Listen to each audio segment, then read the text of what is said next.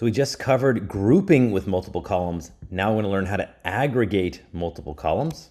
And the way to do this is by setting multiple parameters within the agg method. So let's go ahead and do this. So group by, let's say organization group. And we'll just do one column at first. So we'll say mean salary. So I'm going to take that salaries column and take the mean of it. So this is what we've seen before. And now what we're going to do is, and let's go ahead and put this on a new line up our methods. So inside of agg, so it's kind of hard to see, but this is the end of the agg function. I can put this down here. What you're going to do is you're going to put a comma over here, and it's just like you're passing in another parameter.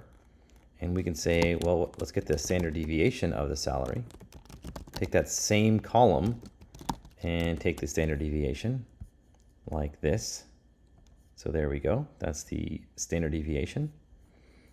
You can have many more columns. We can actually aggregate a different column. So we can say mean overtime equals overtime mean like this.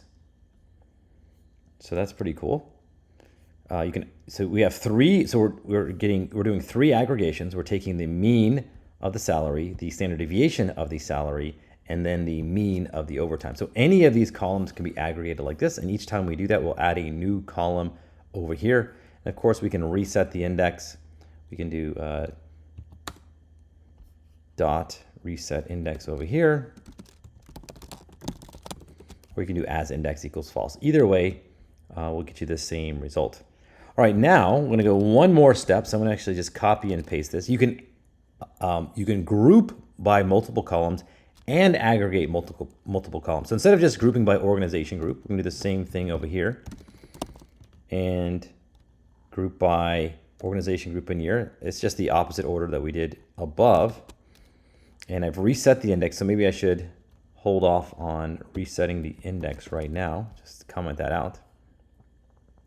So here we go. So now I have just got multiple column grouping. So each unique combination of organization and year will form a group.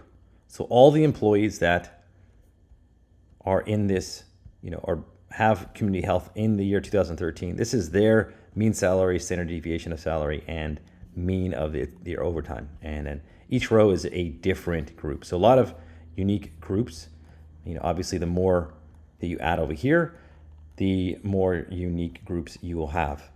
Okay, so that's how you do it. So it's pretty simple. Use a list for the grouping columns, and then just add a new parameter and set it equal again to a two-item tuple of the aggregating column and then the aggregating function to get another aggregation in the result.